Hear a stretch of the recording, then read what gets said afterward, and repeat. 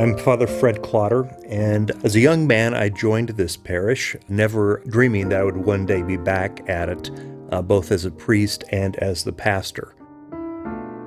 The liturgy is what we are about at St. Martin's. Our worship is primary to all that we do, and that's whether we are saying Mass or praying Vespers together, having a communal penance service, or just a group gathered there praying the Rosary.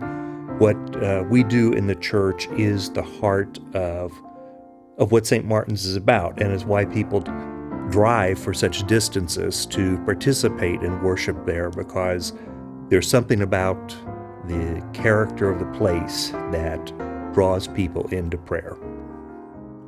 My name is Will Schrader, and I've been a member of St. Martin's for about 8 years now, but my immediate role is I'm one of a half dozen people on a committee that's writing a new history of the parish. I was away for 40 years from Louisville. I came back when I retired, and I began doing a little research, and I read Clyde Crew's History of the Archdiocese.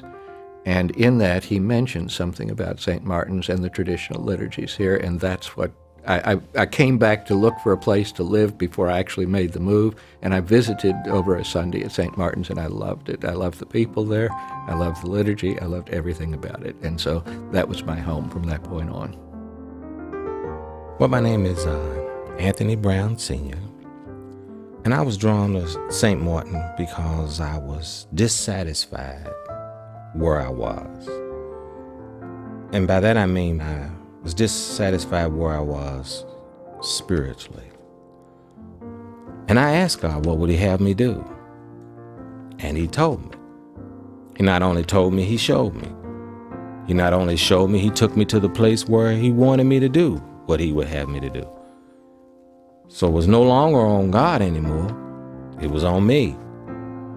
I had asked him, he told me, and then I had a decision to make. So that's how I ended up at St. Martin's.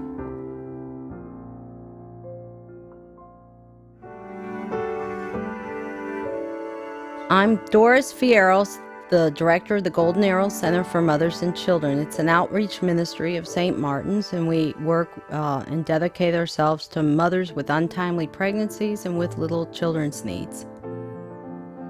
We work with their physical needs to reach them on emotional and spiritual needs as well. This just allows us to help the whole person on every level, whether it's the physical, emotional, or spiritual levels. We had a girl who came in, she was single, already had a 2-year-old, and she was pregnant again. And she had not finished high school. She had about a 10th grade level. We encouraged her to use finishing the high school as part of her coming back for more assistance. And she did. She went on and finished high school, and then she delivered her second son. And we encouraged her to think about maybe going on to college, and she did. She went on and studied business administration. She finished that. And this past fall, we hadn't seen her for a while because she was more self-sufficient. She came running in and said, "Thank you for the encouragement," that she just was awarded a 4-year scholarship to Columbia University for the law school. We have a need at St. Martin's to seek to serve not only our own members, but also position ourselves to serve the greater society. One of the things that excites me about this project is, while we will be seeking to get a new parish hall for the parish's use, we'll be getting new classrooms, getting music space, all these different things that we need to do what we already do. There is something there for people who are interested in the music ministry. There is something there for people who are interested in traditional devotions and the Eucharistic Adoration Chapel and all of the things of that sort that you just simply don't find in other parishes. So it may have some ups and downs, some periods when we have a larger or a smaller congregation, or where finances get tight or are more comfortable.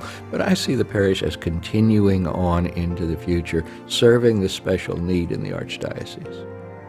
Why do you pick now to try to raise funds for a project, whether it be for the diocese or for the parish? Why now? I guess the answer is, well, why not? The needs, they still exist. No matter what's happening on Wall Street or Main Street, those needs are still there. We need to continue that mission and find out in what other ways God is calling us to serve. The problem is we really don't have the space or the availability of time to do more service than what we're doing. And it's important that we consider that as we move forward, that we are a parish that is serving not only ourselves, but serving the wider community as well. St. Martin's was founded by a bunch of people who didn't have anything and got down to almost nothing. We can't just stay where we are. We either have to progress or maybe regress. So this is not a want, this is an absolute need. One day, when this life is over, and each of us have to give an account for everything that God has given us in this life. And he asked us, what did you do with what I gave you? Is anybody here in heaven because they knew you? Was anybody fed because of what you did? Was any life saved because of your prayers? What we're trying to do is not for us that have, it's for those who don't have.